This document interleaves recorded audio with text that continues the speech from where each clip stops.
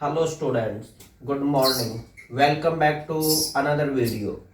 मैं सौरभ राठौर आज आपके लिए लेके आया हूँ 11th क्लास की फिजिक्स। 11th क्लास की फिजिक्स में जो लास्ट क्लासेस हुई थे वो थे डायमेंशनल एनालिसिस। तो आपने देखा होगा स्टूडेंट्स, जो डायमेंशनल फॉर्मूला और एसआई यूनिट कंबाइंडली हमने एक टैबुलेट फॉर्म में किया था। टेबल में आपको बताया गया था कि किस तरह से हर एक फिजिकल क्वांटिटी की आप डायमेंशनल फॉर्मूला कैसे लिखेंगे। तो कुछ आपको होमवर्क भी दिया गया था कि आपको प्रैक्टिस करना है, और प्रैक्टिस करने के बाद यदि किसी भी क्वेश्चंस में कोई डाउट हो तो आप पूछ सकते हैं। तो चलिए, किसी बच्चे की कोई डाउट्स नहीं है तो आई होप सभी बच्चों को ठीक ठीक समझ में आ गया था और उन्होंने प्रैक्टिस भी किया था। तो चलिए अब जो है हम इस टॉपिक को आगे बढ़ाते हैं। देखिए, जो लास्ट टॉपिक था वो था dimensional formula, dimensional analysis chapter का। तो हर एक फिजिकल क्वांटिटी की हमने क्या की थी, डायमेंशन निकाली थी। अब देखिए इस डायमेंशंस की क्या यूजेज है, अब हम स्टडी करेंगे यूजेज ऑफ डायमेंशनल इक्वेशंस। तो देखिए एप्लीकेशंस ऑफ डायमेंशनल इक्वेशंस। अब इसकी कहां कहां पे यूज होती है। देखिए कोई भी टर्म्स हो, कोई भी फिजिकल क्वांटिटी है, वट कुछ भी हो, उनकी इंपॉर्टेंस जो है ना उनकी यूजेज पे ही डिसाइड किया जाता है। तो इसी तरह से जो ये डायमेंशनल इक्वेशंस है इनकी कहां कहां पे यूज होती है, कहां हम यूज करते हैं, क्या इंपॉर्टेंट रोल प्ले करती है ये फिजिक्स में। तो देखिए मोस्ट ऑफ द केसेस में ये जो डायमेंशनल फॉर्मूला है, डायमेंशनल इक्वेशंस है, फॉर्मूले को डिराइव करना, फॉर्मूले को कन्वर्ट करना और फॉर्मूले को चेक करना है। तो ये सारी चीजें पॉसिबल है केवल एप्लीकेशंस ऑफ डायमेंशनल इक्वेशंस से। तो चलिए एप्लीकेशंस ऑफ डायमेंशनल इक्वेशंस, देखिए इनकी मेन जो है ना 3 एप्लीकेशंस है। एट फर्स्ट है convert from one system to another system,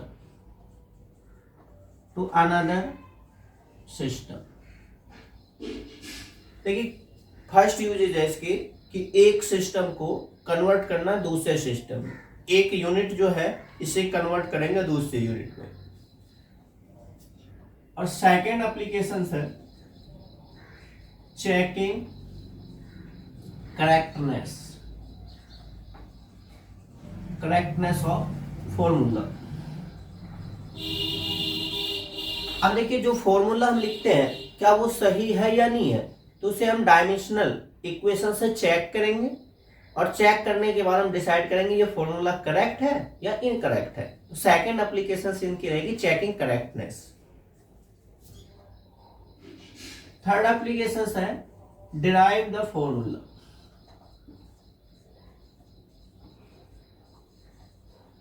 अब देखिए जो फॉर्मूला हम डिराइव करेंगे ना, इसमें क्या होगा कि ये फिजिकल क्वांटिटी की डिपेंडेंस दी होगी, और उससे हमें क्या करना, फॉर्मूला डिराइव करना है। इट मींस फॉर्मूला बनाना है, कैसे हम फॉर्मूला को डिराइव करेंगे। तो ये मेन 3 एप्लीकेशंस हैं डायमेंशनल इक्वेशंस की। चलिए हम one by one step wise तीनों की स्टडी करते हैं। एट फर्स्ट स्टेप ना, convert from one system to another system. देखिए इसमें क्या करना, हमें एक सिस्टम से दूसरे सिस्टम में कन्वर्ट करना है। शायद आपको ध्यान होगा, जैसे सिस्टम में मान लीजिए एक एसआई सिस्टम है, एक सीजीएस है, एक एफपीएस है, एक एमकेएस है। तो अब देखिए एसआई सिस्टम जो सिस्टम ऑफ इंटरनेशनल है, इसमें जो फिजिकल क्वांटिटी है इसकी यूनिट हमें क्या करना, सीजीएस यूनिट में कन्वर्ट करना है। तो देखिए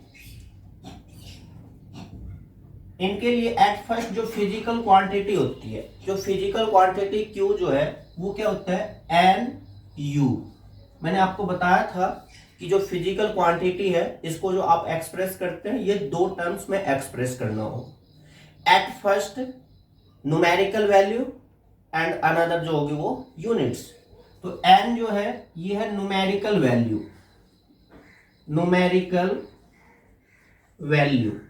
और U है यूनिट।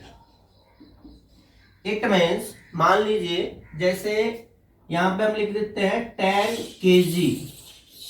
अब देखिए जो 10 kg लिखा गया है, इस 10 kg में जो ये 10 है ये न्यूमेरिकल वैल्यू को एक्सप्रेस कर रहा है, और जो kg है ये क्या है, यूनिट है। तो ये न्यूमेरिकल वैल्यू और ये यूनिट। तो इस तरह से फिजिकल क्वांटिटी को आप NU Q equal to NU के टर्म में एक्सप्रेस कर सकते हैं। और मान लीजिए ये 10 kg को यदि हम लिख देते हैं 10,000 ग्राम। अब देखिए 10,000 ग्राम भी ठीक है। अब इसमें बस डिफरेंस क्या है दोनों में, फर्स्ट टर्म्स में जो है केजी लिखा गया और सेकंड टर्म्स में जो लिखा गया ये ग्राम लिखा गया। जो केजी है ये तो एसआई सिस्टम है और जो ग्राम है ये सीजीएस सिस्टम है। अंडरस्टैंड? इट मीन्स जो फिजिकल क्वांटिटी है इसे न्यूमेरिकल वैल्यू और यूनिट में एक्सप्रेस करते हैं। तो अब आपको क्या करना है, फर्स्ट एप्लीकेशंस में एक सिस्टम से दूसरे सिस्टम में कन्वर्ट करना है। तो देखिए जो ये NU है, NU से आप यहां से ऐसे लिख सकते हैं N1U1, दो सिस्टम है, इक्वल टू N2U2, ये है।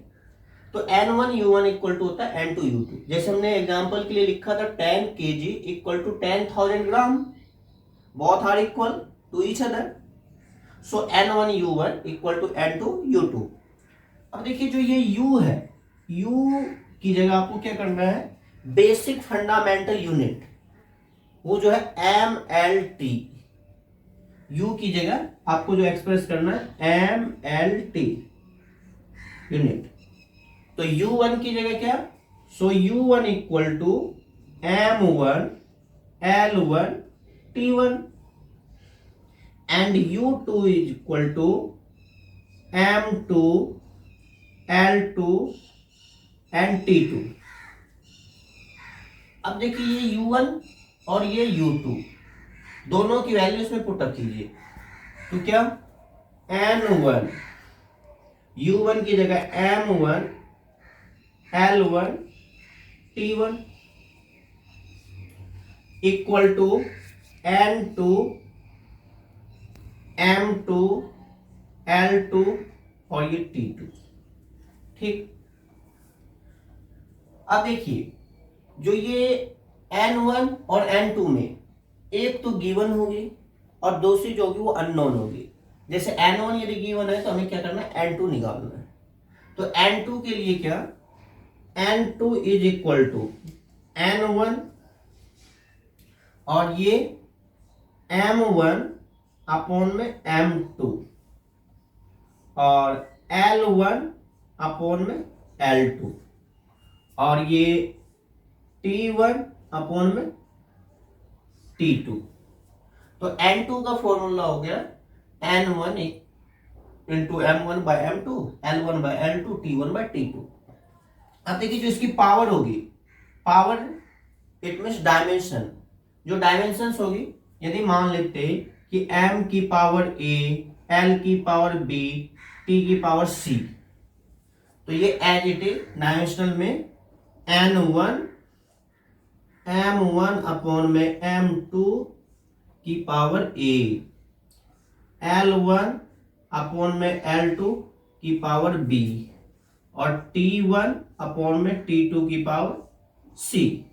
A B C ये क्या है, न्यूमेरिकल वैल्यू है, इट मीन्स डायमेंशंस होगी, मे बी 1 2 3 -1 -2 -3। तो ये हमें N2 निकालना है इस तरह से। यदि इसी में आपको N1 निकालना है तो N1 के लिए N1 इक्वल टू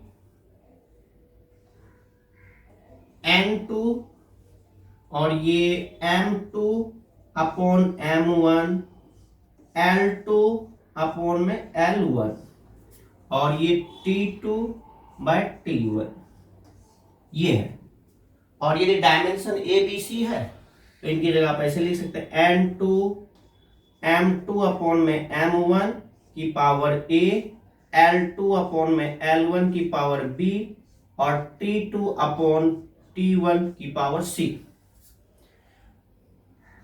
तो मेरे प्यारे बच्चों N2 और N1 की जो वैल्यू निकालनी है आपको, ये फॉर्मूला यूज करना है। डायरेक्ट क्या, N2 equal to N1 M1 bye M2 की power A, L1 bye L2 की पावर B और T1 बाय T2 की पावर C, और N1 में रिवर्स करना है। तो दैट्स इट। तो ये कन्वर्ट करना है आपको one system to another system, तो ये फॉर्मूला यूज करना। चलिए इनको अच्छी तरह से हम समझते हैं एग्जाम्पल लेके। एक एग्जाम्पल लिखते हैं और फिर देखते हैं कि ये कैसे आप कन्वर्ट करते हैं। तो देखिए, जैसे convert from one system to another system के लिए अभी फॉर्मूला बताया गया था, इसी के ऊपर बेस्ड एक क्वेश्चन है। क्वेश्चन ये है कि 1 newton equal to what dyne. 1 newton में कितने डाइन होते हैं। देखिए जो न्यूटन है ये क्या है, फोर्स की यूनिट है। कौन सी यूनिट है, ये एसआई यूनिट है। और जो डाइन है वो क्या है, सीजीएस यूनिट है। दो अलग अलग सिस्टम है। तो अब कह रहे जो 1 न्यूटन है वो कितने डाइन के इक्वल होते हैं। तो एट फर्स्ट आपको क्या करना है, ये लिखना है Newton is the SI unit of force, SI unit of force, and dyne is the CGS unit of force। ये SI यूनिट है और ये CGS यूनिट है। अब देखिए जो न्यूटन फोर्स की यूनिट है, तो फोर्स की डायमेंशन क्या होती है। फोर्स की डायमेंशन जो है वो dimensional formula of force equal to M L T -2, है ना। देखिए m की पावर क्या है 1, l की पावर क्या है 1, t की पावर क्या है -2। तो फोर्स की डायमेंशन है m1 l1 t -2। अब देखिए जो न्यूटन को है इसे क्या करना है, डाइन में कन्वर्ट करना है। तो चलते हैं क्वेश्चन में। अकॉर्डिंग टू क्वेश्चंस में देखिए जो ये n1 है, n1 इक्वल टू है 1, ठीक है। और जो हमें निकालना है वो निकालना है n2 equal to 1। Is that clear. चलिए अब जो n2 का फॉर्मूला अभी भी आपको बताया गया था, n2 equal to n1 m1 upon m2 की पावर a और L1 अपॉन में L2 की पावर B और T1 अपॉन में T2 की पावर C, ये है। अब देखिए डायमेंशनल फॉर्मूला में जो A है वो क्या है 1 के इक्वल है। A इक्वल टू है 1 और B इक्वल टू है also 1 and C equal to है -2। तो अब जो है ये वैल्यू यहां पे पुटअप करना है आपको। तो अब देखिए n2 इक्वल टू 1 और ये m1 अपॉन में m2 की पावर 1, L1 अपॉन में L2 की पावर B और T1 अपॉन में T2 की पावर C। ये सॉरी B की जगह आपको 1 लेना है और C की जगह -2 लेना। अब देखिए जो ये M1 L1 T1 है ये SI सिस्टम में, और जो M2 L2 T2 ये CGS सिस्टम में। तो M1 की जगह क्या लेना आपको, M1 equal to kg, L1 equal to metre और T1 इक्वल टू सेकेंड और M2 equal to gram, L2 equal to centimetre और T2 इक्वल टू सेकेंड। तो अब ये यहां पे पुटअप कीजिए। तो N2 इक्वल टू 1, M1 क्या है kg और M2 है ग्राम की पावर 1 और L1 क्या है मीटर अपॉन में L2 है सेंटीमीटर की पावर 1, T1 सेकेंड और T2 इज आल्सो सेकेंड की पावर -2। अब देखिए सेकंड से सेकंड कैंसल आउट। अब ये केजी और ये ग्राम। अब देखिए केजी को हमें क्या करना है, ग्राम में कन्वर्ट करना है। तो 1 केजी इक्वल टू क्या, 1000 ग्राम। और मीटर को सेंटीमीटर में कन्वर्ट करना है, तो 1 मीटर इक्वल टू 100 सेंटीमीटर। अब ये दोनों वैल्यू यहां पुटअप कीजिए। N2 इक्वल टू 1 और ये 1000 ग्राम अपॉन में ग्राम की पावर 1, मीटर 100 सेंटीमीटर के इक्वल है, अपॉन में सेंटीमीटर की पावर 1। सेंटीमीटर से सेंटीमीटर कैंसल आउट और ग्राम से ग्राम कैंसल आउट। अब देखिए जो N2 है वो क्या है, 10 टू द पावर 3 इंटू में 10 to the power 2। So N2 equal to 10 to the power 5 ये है। अब यदि यहां पे आप पुटअप करते हैं तो ये क्या हो जाएगा, 1 newton equal to 10 to the power 5 9। यहां पे हमने क्या किया था, N2 की वैल्यू पुटअप किया। देखिए N1 1 है और U1 न्यूटन है।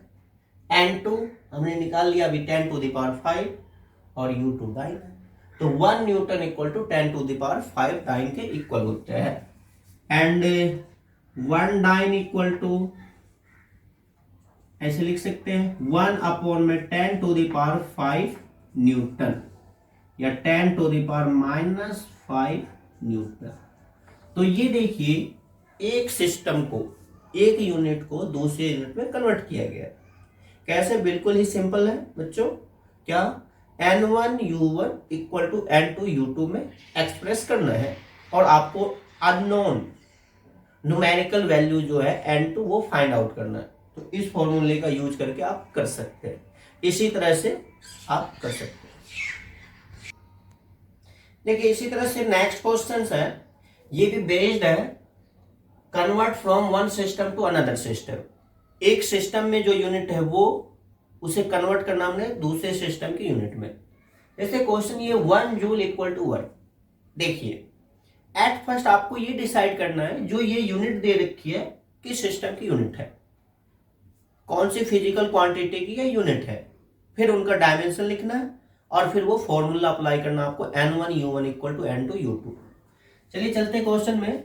अकॉर्डिंग टू क्वेश्चंस क्या है, N1 इक्वल टू है 1 और N2 इक्वल टू क्या है, ये तो निकालना ही है, यही तो अननोन क्वांटिटी है। N2 फाइंड आउट करते हैं। अब देखिए जो ये जूल है, ये जूल यूनिट है किसकी, वर्क डन या एनर्जी की, ठीक ना। और जो अर्ग है ये भी यूनिट है बट ये सीजीएस यूनिट है, सिस्टम अलग अलग है।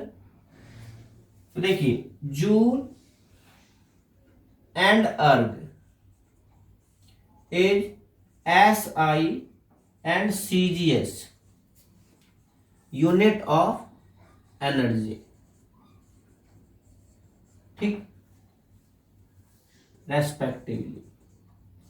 मतलब जूल जो है SI यूनिट है और अर्ग जो है वो CGS यूनिट है। अब देखिए जो एनर्जी है इसकी डायमेंशन क्या होती है, तो डायमेंशन ऑफ एनर्जी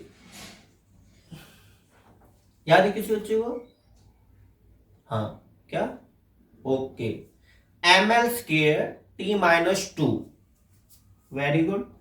तो ये है ml² T-2, इनकी पावर कुछ नहीं है तो 1। तो बच्चों आपको जो है ना हर एक फिजिकल क्वांटिटी की जो डायमेंशंस है मैंने आपको बताया था कि इन्हें प्रैक्टिस करना है और फिर इसे लर्न भी करना है, क्योंकि जब डायमेंशनल फॉर्मूला पता हो तभी आप एप्लीकेशंस जो है इससे रिलेटेड जो क्वेश्चंस है उसे आप सॉल्व कर सकते हैं, क्योंकि टोटली ये डायमेंशनल फॉर्मूला पे बेस्ड है। ओब्वियसली जब हम डायमेंशनल फॉर्मूला का एप्लीकेशंस पढ़ रहे हैं तो हर एक फिजिकल क्वांटिटी की डायमेंशंस हमें लर्न होनी चाहिए, ठीक है। तो देखिए जैसे कि अभी आपने देखा कि एनर्जी की डायमेंशन ml²T-2 है। तो अब चलते हैं क्वेश्चंस में। N2 हमें फाइंड आउट करना है। तो N2 के लिए हम क्या जानते हैं formula, N2 equal to N1 M1 upon में M2 की पावर A L1 अपॉन में L2 की power B and T1 upon T2 की power C। Is that clear? अब देखिए डायमेंशनल फॉर्मूला से अब A इक्वल टू क्या है 1, A इक्वल टू है 1, B इक्वल टू क्या है 2 और C इक्वल टू क्या है -2। ओके, अब देखिए M1 L1 T1 ये SI सिस्टम में और M2 L2 T2 ये क्या है CJ सिस्टम में। तो M1 equal to 1 kg, L1 equal to 1 metre और T1 equal to 1 second and M2 equal to 1 gram, L2 equal to 1 centimetre और T2 equal to 1 second. Is that clear? अब ये जो वैल्यू है इसमें put up करना है, पुट कीजिए इसमें। तो N2 इक्वल टू 1 M1 की जगह 1 kg और M2 की जगह 1 ग्राम की पावर 1 और L1 की जगह 1 मीटर और L2 की जगह 1 सेंटीमीटर की पावर 2 और T1 सेकेंड और T2 इज आल्सो सेकेंड की पावर -2। अब देखिए सेकेंड जो है ये SI में भी टाइम की जो यूनिट होती है वो सेकेंड और CGS में भी सेकेंड, तो ये तो कैंसिल ही हो जाएगा। चलिए ये कैंसिल आउट, सेकेंड से सेकेंड कैंसिल आउट। अब केजी से ग्राम में आपको कन्वर्ट करना है, तो 1 kg इक्वल टू 1000 ग्राम। सो 1 और ये है 1000 ग्राम अपॉन में ग्राम की पावर 1 और 1 मीटर है तो 100 सेंटीमीटर अपॉन में 1 सेंटीमीटर की पावर 2। अब देखिए ये है 1000 ग्राम, तो ग्राम से ग्राम कैंसल आउट, तो ये है 100 1 इंटू 1000, ये 1000 और ये जो है सेंटीमीटर की स्क्वायर अपॉन सेंटीमीटर की स्क्वायर, ये भी कैंसल आउट हो जाएगा। अब ये 100 की स्क्वायर, तो 100 की स्क्वायर क्या 10,000। अब देखिए ये 10 टू द पावर 3 और ये 10 to the power 4, so N2 equal to 10 to the power 7। ये N2 की वैल्यू निकल गई। ध्यान से देखना था आपको कि जो हमने क्या किया था, जो केजी इसे ग्राम में कन्वर्ट किया, मीटर को सेंटीमीटर में कन्वर्ट किया, और ये जो पावर 2 है इतनी सही जो पावर है ये डायमेंशन है, तो इसी के अकॉर्डिंग ये 100 को हमने स्क्वायर किया है। 100 it means 10 to the power 2, उनके स्क्वायर कीजिएगा 10 to the power 4, 10 to the power 4 और 10 to the power 3 is equal to 10 to the power 7। अब ये N2 की वैल्यू यहां पुटअप कीजिए, तो ये है 1 joule equal to 10 to the power 7 erg. तो इस तरह से एक सिस्टम से दूसरे सिस्टम में आप कन्वर्ट कर सकते हैं। Is that clear? तो स्टूडेंट इससे रिलेटेड जितने भी क्वेश्चंस हैं, कन्वर्जन से रिलेटेड जो भी क्वेश्चंस है, आपको प्रैक्टिस करना है और प्रैक्टिस करना है इसी फॉर्मूले पे बेस्ड होंगे। डिफरेंट डिफरेंट टाइप के क्वेश्चंस दिए गए हैं, इस क्वेश्चंस के ऊपर आपको क्या करना है, प्रैक्टिस करना है, और प्रैक्टिस करने के बाद जो भी डाउट्स हैं आप पूछ सकते हैं। फिर आपको नेक्स्ट वीडियो में या नेक्स्ट क्लासेस में हम उस प्रॉब्लम को सॉर्ट आउट करते हैं। ओके, अब देखिए next application of dimensional equation से वो है चेकिंग करेक्टनेस ऑफ फॉर्मूला। तो देखिए जो फॉर्मूला हम लिख रहे हैं ये फॉर्मूला सही है या नहीं है, तो ये डायमेंशनल फॉर्मूला का यूज करते हुए आप चेक कर सकते हैं कि जो फॉर्मूला वो करेक्ट है या नहीं है। लेकिन इस फॉर्मूले में एक लिमिटेशंस आएगी, वो आपको लिमिटेशंस में करवाऊंगा कि जो न्यूमेरिकल वैल्यू है उसकी करेक्टनेस ये चेक नहीं कर पाती है। इट मीन्स फॉर्मूला में जो भी न्यूमेरिकल वैल्यू होगी उसकी जो करेक्टनेस है ये चेक नहीं कर सकती, बट जो डायमेंशनल है उनकी करेक्टनेस को ये चेक कर सकती है। तो चलिए क्वेश्चन देखते हैं। सेकंड है अपने सेकंड एप्लीकेशन है चेकिंग करेक्टनेस ऑफ फॉर्मूला। चलिए ये देखिए क्वेश्चन से t इक्वल टू 2π√100L/g। चलिए ये फॉर्मूला हमने लिखा है, ये क्या है, t फॉर टाइम पीरियड, और L क्या है, लेंथ, और G क्या है, ग्रेविटी एक्सेलरेशन। जो घड़ी की जो पेंडुलम होती है उनका जो टाइम पीरियड हम फाइंड आउट करते हैं वो इस फॉर्मूला से फाइंड आउट करते हैं। तो टाइम पीरियड फाइंड आउट करने के लिए फॉर्मूला ये यूज करते हैं। अब हमें ये चेक करना है क्या ये फॉर्मूला सही है या नहीं है। तो ये जो हम चेक कर सकते हो चेकिंग करेक्टनेस में by using of dimensional equations. तो देखिए t equal to 2π√100L/g। t क्या है, t equal to a time period. Time period पता होगा आपको। टाइम पीरियड क्या है, जब टाइम की हम स्टडी कर रहे हैं ना, कोई भी एक कंप्लीट रिवॉल्यूशंस करने में जितना टाइम लगता है उसे हम टाइम पीरियड कहते हैं। जैसे मान लीजिए ये घड़ी की पेंडुलम है, ये घड़ी की पेंडुलम है। अब ये क्या कर दिया है, यहां से चल के यहां तक जाती है, दोबारा चल के यहीं पे आती है। तो ये एक राउंड कंप्लीट हो गया। तब इस एक राउंड कंप्लीट करने में जो टाइम लगता है उसे हम टाइम पीरियड कहते हैं।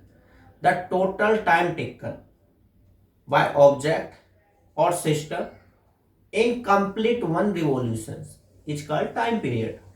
एक रिवॉल्यूशन, एक राउंड कंप्लीट करने में जो टाइम लगता है उसे हम टाइम पीरियड कहते हैं। और जो टाइम होते हैं वो मैंने आपको बताया था व्हाट क्लॉक रीड। तो टाइम और टाइम पीरियड में डिफरेंस है।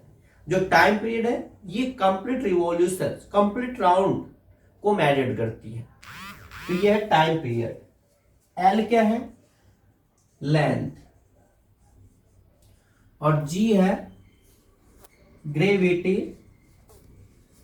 एक्सेलरेशन। ये है। तो चेकिंग में देखिए यदि LHS इक्वल टू RHS हो जाए तो ये फॉर्मूला ठीक है। यदि LHS इक्वल टू RHS ना हो तो फॉर्मूला गलत है। तो चलिए अब चलते हैं from LHS left hand side से। LHS से T क्या है, टाइम पीरियड है। तो इनके जो डायमेंशंस लिखते हैं वो क्या है, कैपिटल T ही, और स्क्वायर ब्रैकेट में इनको इक्वेशंस 1 मान लीजिए। Is that clear. Again from RHS right hand side. Right hand side में क्या है, 2π√L/g। अब देखिए जो 2π है न्यूमेरिकल वैल्यू है और इनकी यूनिट नहीं होती है, ना ही डायमेंशंस होती है। तो अब जो 2π है ये क्या है, यूनिट लेस डायमेंशन लेस है। यहां पे हमें लिखना होगा 2π unitless and dimensionless quantity. Dimensions less है तब रह क्या गया, √L/g। अब देखिए L क्या है, लेंथ है, और लेंथ की डायमेंशंस जो होगी वो होगी कैपिटल L, और G क्या है, ग्रेविटी एक्सेलरेशन। और ग्रेविटी एक्सेलरेशन की डायमेंशंस क्या होती है, LT-2। ठीक है, तो ये है LT-2। अब देखिए L से L कैंसल आउट, और अब ये जो T की पावर -2 है इसे ऊपर ले चलते हैं तो ये साइन चेंज हो जाएगा। जो माइनस का है वो प्लस का हो जाएगा। बाय द वे प्लस का होता तो ऊपर जाते माइनस का हो जाता। तो ये है अंडर रूट टी की पावर 2। अब देखिए ये जो है रूट अंडर और ये स्केयर कैंसल आउट, और अब रह गया ये कैपिटल टी, इनको मान लीजिए इक्वेशन नंबर 2। अब देखिए ये है 1 और ये है 2, तो from equation first and second से क्या है, LHS इक्वल टू RHS। जब LHS इक्वल टू RHS है तो फॉर्मूला क्या है, डायमेंशनली करेक्ट है। तो यूं लिख सकते हैं फॉर्मूला इज डायमेंशनली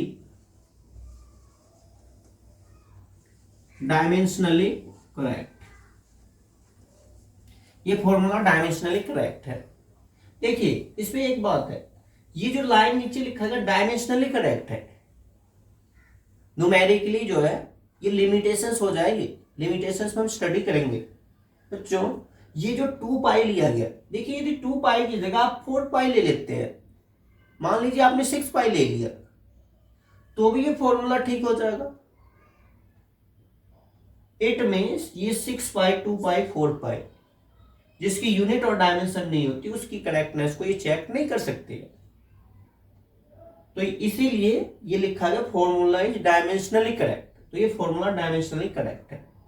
तो ये है second application, checking correctness of formula.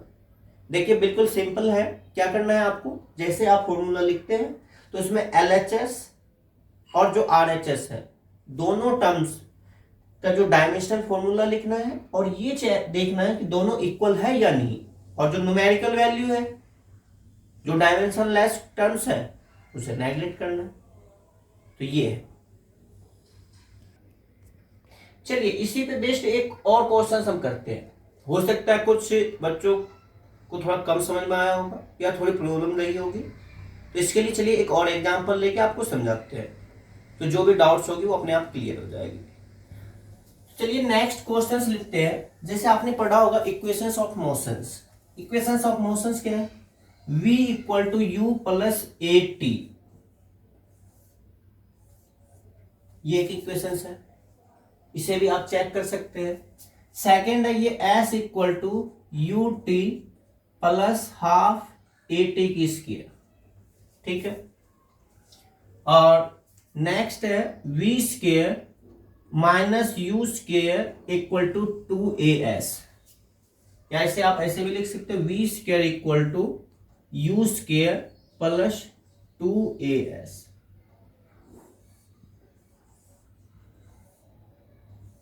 अब देखिए ये 3 इक्वेशंस है, तीनों इक्वेशंस को हम चेक कर सकते हैं डायमेंशनली ये करेक्ट है या नहीं। चलिए इन तीनों में से कोई एक मैं करवाता हूं आपको, और बाकी आपको प्रैक्टिस करना देखना है। तो चलिए इसमें से कोई एक क्वेश्चन ले लेते हैं। चलिए ये ले लेते हैं v square minus u square equal to 2as। अब ये v square minus u square equal to 2as, ये है फ्रॉम LHS। देखिए लेफ्ट हैंड साइड से, लेफ्ट हैंड साइड में क्या है, v square minus u square. Is that clear. अब देखिए v जो है ना ये वेलोसिटी है और u भी वेलोसिटी है। इट मींस v जो है वो फाइनल वेलोसिटी है और u क्या है, इनिशियल वेलोसिटी है। तो डायमेंशन लिखना है वेलोसिटी की क्या, lt माइनस 1 किसके, माइनस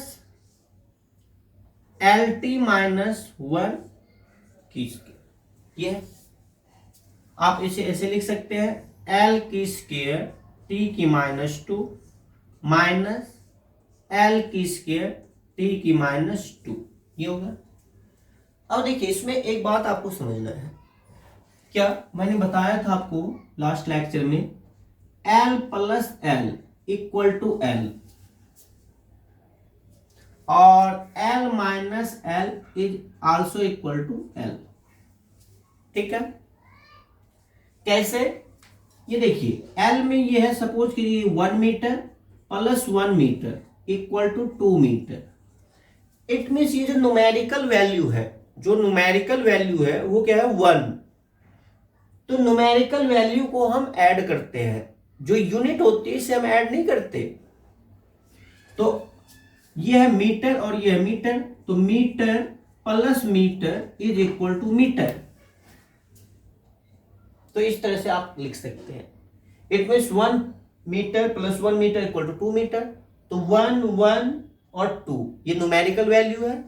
आप ऐसे भी लिख सकते हैं कि ये डायमेंशन लेस है, तो metre plus metre is also equal to metre. Length में इसी तरह से 1 metre minus 1 metre equal to 0 metre. अब न्यूमेरिकल वैल्यू की हम बात ही नहीं करते, ये डायमेंशन लेस है, तो ये metre minus metre is equal to metre. तो बच्चों आपको ये याद रखना होगा कि जो metre minus metre it means L minus L is equal to L है, जीरो नहीं है। इट मीन्स जो न्यूमेरिकल वैल्यू होती है इसे ही हम ऐड और सब्सट्रैक्ट कर सकते हैं, और जो यूनिट है इसे हम ऐड सब्सट्रैक्ट नहीं करते हैं। तो देखिए यहां पे L square T minus two minus L square T minus two, तो इसे आपको जीरो नहीं लिखना है, जैसे आपने यहां पे एल माइनस एल एल लिखा था, जीरो नहीं लिखा था। इसी तरह से इसे आप ऐसे लिख सकते हैं L square T minus two. चलिए इनको इक्वेशन 1 मान के हम छोड़ देते हैं, ठीक है। अब चलते हैं आरएचएस से, from RHS right hand side. Right hand side में क्या है 2AS 2AS। अब देखिए जो 2 है ये न्यूमेरिकल वैल्यू है, ये डायमेंशन लेस है, यूनिट लेस है, तो इसे तो हम नेगलेक्ट ही कर देंगे। तो यहां पे आप साइड में लिख सकते हैं 2 जो है ये क्या है डायमेंशन लेस है, डायमेंशन लेस क्वांटिटी, ठीक है। अब AS, ए क्या है एक्सेलरेशन, इनकी डायमेंशन देखिए LT माइनस 2, और S क्या है डिस्टेंस है, और distance it means metre length के टर्म में, तो ये है L। तो L की पावर 1 L की पावर 1, बेस सेम हो मल्टीप्लाई में हो तो पावर ऐड हो जाता है। So 1 plus 1 is equal to 2, तो ये L की 2 T की माइनस 2, इनको इक्वेशन 2 मानिए। अब देखिए इक्वेशन फर्स्ट और इक्वेशन सेकंड से, from equation first and second LHS equal to RHS, दोनों इक्वल है, तो formula is dimensionally correct, formula जो है डायमेंशनली करेक्ट है। तो बच्चों आपको जो है चेकिंग करेक्टनेस के लिए बहुत सारे क्वेश्चंस हैं, हर एक क्वेश्चंस के ऊपर प्रैक्टिस करना है, रूल यही अप्लाई करना है और चेक करके देखना है। यदि LHS इक्वल टू RHS है तो फॉर्मूला करेक्ट है, अदरवाइज नहीं तो इनकरेक्ट है।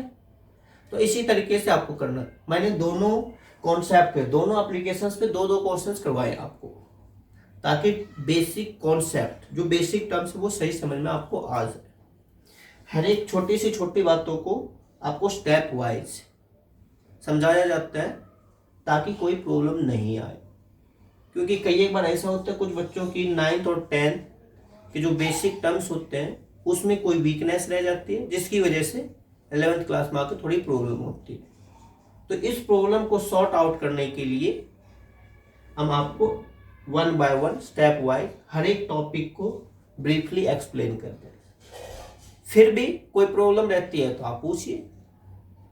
ओके, अब देखिए नेक्स्ट, इट मींस लास्ट जो एप्लीकेशन है वो है डिराइव द फॉर्मूला। अब आपको फॉर्मूला डिराइव करना है, तो देखिए फॉर्मूला हम कैसे डिराइव करते हैं। तो चलिए अभी अभी आपने देखा था चेकिंग करेक्टनेस में हमने एक फॉर्मूला चेक किया था T इक्वल टू 2π√100L/g। ये फॉर्मूला चेक किया, सही भी था। तो इसी एग्जांपल को हम लेते हैं डिराइव में भी, क्या यही फॉर्मूला डिराइव होता है या नहीं होता। तो देखिए क्वेश्चन इस तरह से स्टेटमेंट दिया गया है, ऐसे स्टेटमेंट आपको पेपर में दिया जाएगा। Derive an expression for time period of a simple pendulum की टाइम पीरियड के एक्सप्रेशंस को डिराइव करना है, विच में डिपेंड अपॉन, ये जो टाइम पीरियड है किस बात पे डिपेंड कर रही है। At first mass of bob m, length of pendulum l and acceleration due to gravity g। इसमें क्वेश्चंस में दिया गया है जो कांस्टेंट k है वो क्या है 2 पाई है। Is that clear? चलिए मान लेते हैं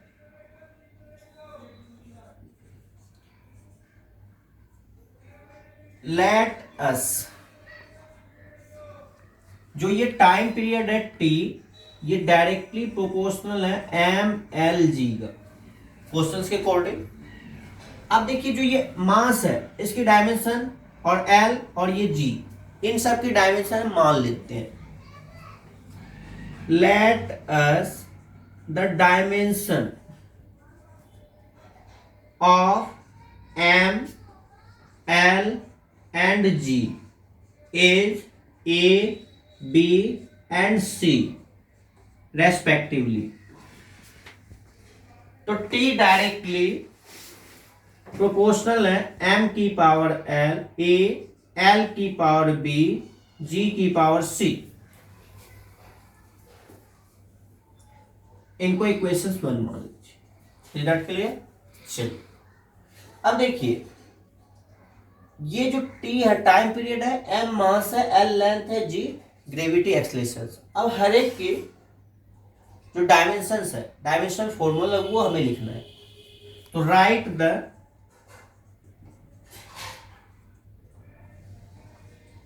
the dimensional formula of each physical quantity.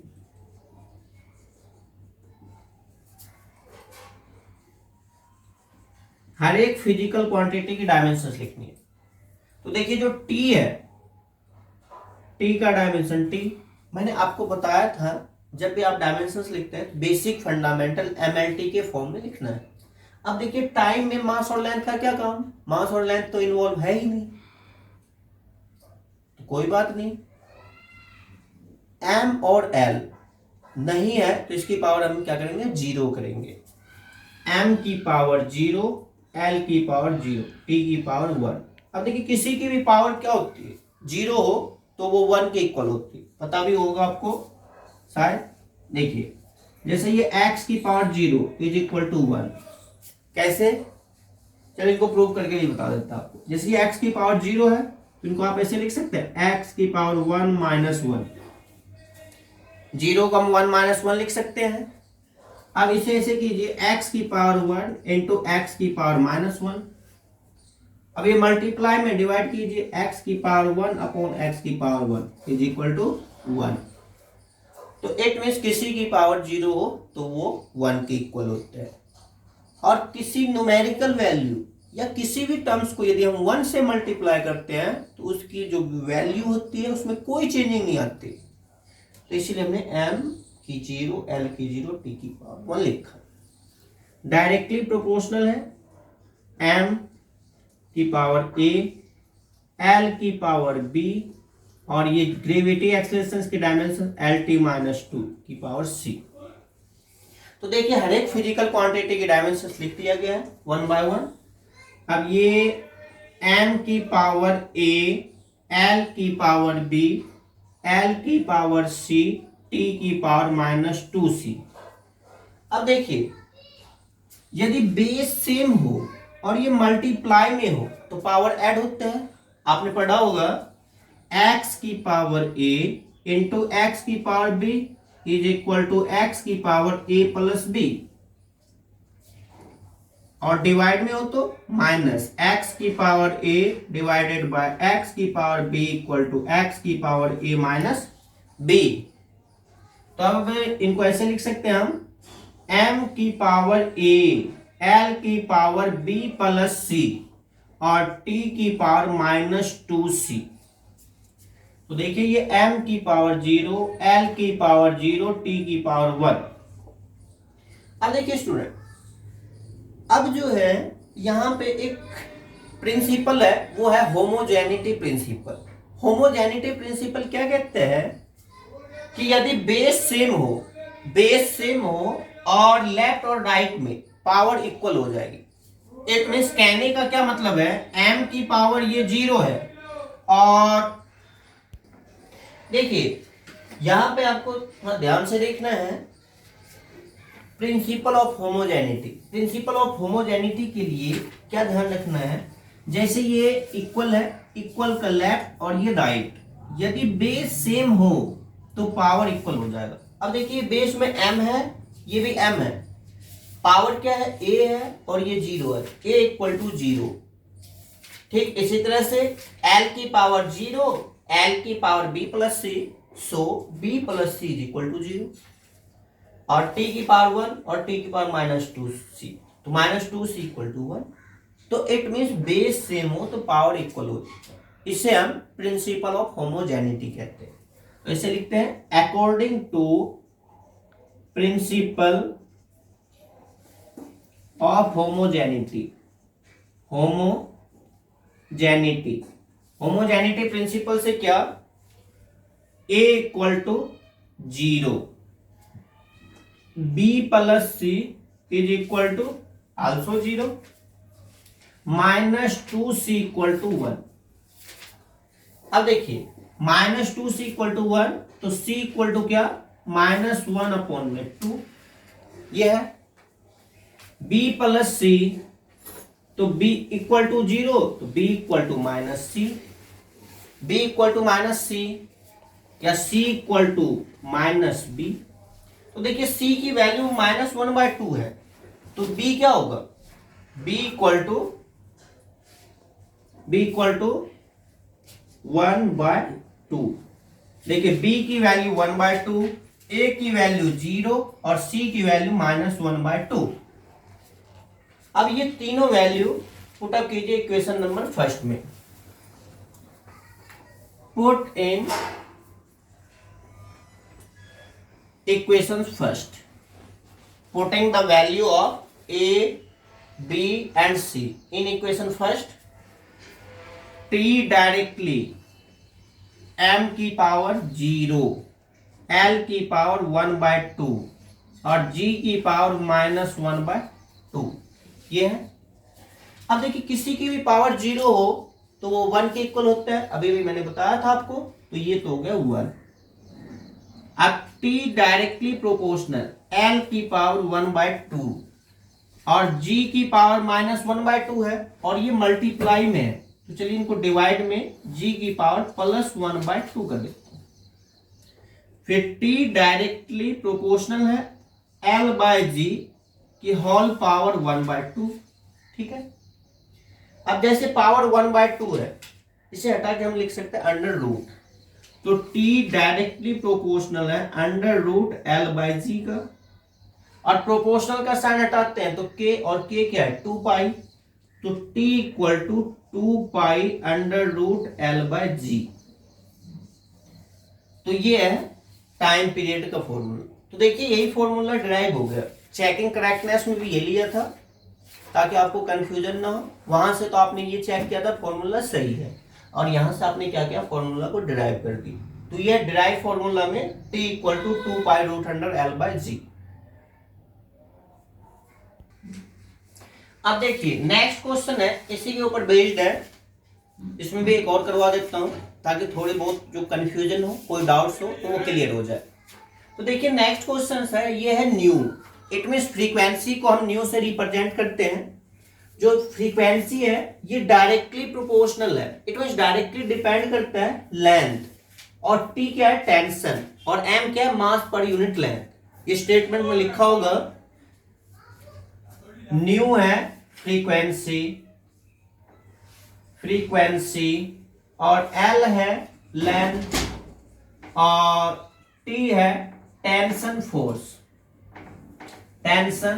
Force by string, और m जो है ये है मास पर यूनिट लेंथ की मास है m। देखिए एट फर्स्ट तीनों की डायमेंशन मान लेते हैं हम। मान लेते हैं लेंथ की डायमेंशन ए है, टेंशन की डायमेंशन बी है और मास पर यूनिट लेंथ की डायमेंशन सी है। तो let us the dimension of L T and M is A B and C respectively.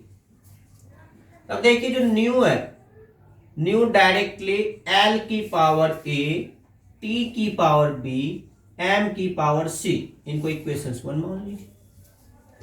अब देखिए हर एक टर्म्स जो फिजिकल क्वांटिटी इन्वॉल्व है इसमें सबका डायमेंशन लिखना है।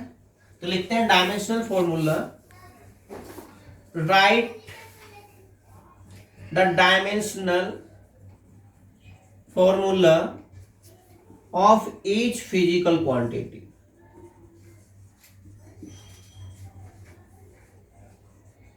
हर एक की फिजिकल क्वांटिटी लिखनी है, फिजिकल क्वांटिटी की डायमेंशंस लिखनी है।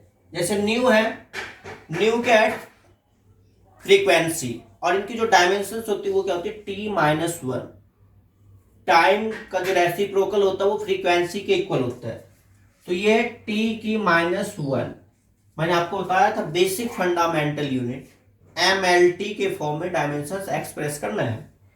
तो ये है m की 0, l की 0, t की -1, डायरेक्टली प्रोपोर्शनल है l की पावर a, लेंथ की लेंथ l। फिर देखिए t, t क्या है, टेंशन है। तो टेंशन के लिए m l t -2, mlt -2 है, इसकी पावर है b। और देखिए ये जो m है, इनकी जो डायमेंशन होगी मास पर unit length, it means ml -1, ml -1 की पावर c, ये है। तब डायरेक्टली प्रोपोर्शनल l की पावर a, m की पावर b, l की पावर b, t की पावर -2b, m की पावर c, l की पावर -c। देखिए मैंने बताया था यदि बेस सेम हो और मल्टीप्लाई में हो तो पावर ऐड करना है। तो देखिए ये m है और ये m है, तो m की पावर b प्लस c, फिर l है, l की पावर a, l की पावर b, l की पावर c, तो a plus b minus c, और t की पावर है -2b। तो m की पावर 0, l की पावर 0, t की पावर -1। अब देखिए प्रिंसिपल ऑफ होमोजेनिटी से बेस सेम है तो पावर इक्वल हो जाएगा, तो दिस इक्वल टू दिस। तो according to principle of homogeneity, homogeneity principle से b plus c equal to 0, a plus b minus c equal to also 0, and -2b equal to -1, minus से minus cancel out, b equal to 1/2, ये b की value. अब देखिए b plus c equal to 0 है, तो c equal to -b या b equal to -c। तब b की वैल्यू 1/2 है, तो c की वैल्यू क्या, c इक्वल टू -1/2। ये a की वैल्यू निकालिएगा यहां से, a प्लस 1/2 और b की वैल्यू 1/2 और c की वैल्यू -1/2, प्लस 1/2 इक्वल टू 0। तो 1/2 और 1/2 इट मीन्स 1, तो a प्लस 1 इक्वल टू 0, तो a इक्वल टू -1।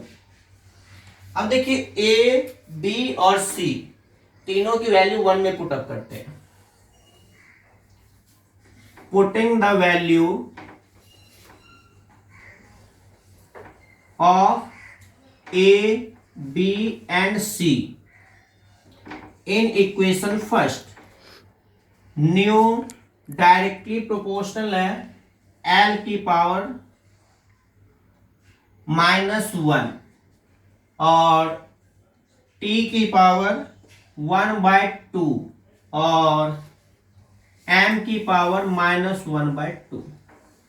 अब देखिए जो प्रोपोर्शनल का साइन हटाते हैं तो क्या करेंगे, कांस्टेंट लगाते हैं k, nu equal to k और l की पावर -1 है, ये मल्टीप्लाई में डिवाइड में कीजिए +1 हो जाएगा तो k अपॉन में l और ये है t की पावर 1/2 अपॉन में m की पावर 1/2। देखिए जो -1/2 था इसे डिवाइड करके +1/2 किया गया है। अब k upon l t upon में m की होल पावर 1/2 और 1/2 हटा के रूट अंडर, तो nu equal to k upon l under root t upon में m। तो ये फ्रीक्वेंसी का फॉर्मूला डिराइव होगा। तो बच्चों ये है डिराइव फॉर्मूला और इसमें क्या किया था आपने, फॉर्मूला डिराइव किया। देखिए इसमें हमेशा जो ना स्टेटमेंट में क्या लिखा होगा, डिपेंडेंस, कौन सी फिजिकल क्वांटिटी किसके ऊपर डिपेंड करते हैं, डिपेंडेंस दिया होगा और आपको क्या करना, एट फर्स्ट पहले तो डायमेंशन लेट करना है, जैसे देखिए मैंने लेट किया था ए बी सी और इनके बाद हर एक फिजिकल क्वांटिटी की डायमेंशंस लिखनी है और लास्ट में प्रिंसिपल ऑफ होमोजेनिटी का यूज करते हुए ए बी सी जो आपने डायमेंशंस लेट किया था उसकी वैल्यू निकाल के पुट अप करना और फॉर्मूला डिराइव हो जाएगा। तो देखिए जो ये एप्लीकेशंस ऑफ डायमेंशनल इक्वेशंस है, तीनों एप्लीकेशंस के ऊपर दो दो क्वेश्चंस मैंने करवा दिया था ताकि किसी भी टाइप की कोई प्रॉब्लम ना हो। बाकी नेक्स्ट अदर क्वेश्चंस कि आपको प्रैक्टिस करनी है, फिर भी कोई प्रॉब्लम हो तो आप नेक्स्ट वीडियो में पूछ सकते हैं और नेक्स्ट क्लास में आपकी प्रॉब्लम को सॉर्ट आउट किया जाएगा। लेकिन बच्चों आपको याद रखना है कि क्वेश्चंस की जब तक आप प्रैक्टिस नहीं कीजिएगा तब तक आपको पता नहीं लगेगा, क्योंकि जब आप वीडियो देख रहे हैं, क्लास अटेंड कर रहे हैं, तब तो आपको लगेगा हाँ ठीक है आ गया समझ में, लेकिन जब क्वेश्चंस खुद कीजिएगा फिर नहीं लगता पता। तो इसीलिए मैं आपको बार बार कहता हूं कि आप प्रैक्टिस कीजिए और फिर जो प्रॉब्लम आएगी तो उस प्रॉब्लम को सॉर्ट आउट करेंगे। तो आई होप आज की क्लास सभी बच्चों को सही समझ में आया होगा, वीडियो सही पसंद आया होगा। यदि आपको वीडियो सही पसंद आया होगा, सही समझ में आया होगा तो आप इसे लाइक कीजिए, शेयर कीजिए और सब्सक्राइब कीजिए ताकि जो नेक्स्ट वीडियो हो इसकी इंस्ट्रक्शंस नोटिफिकेशन आपके पास आए।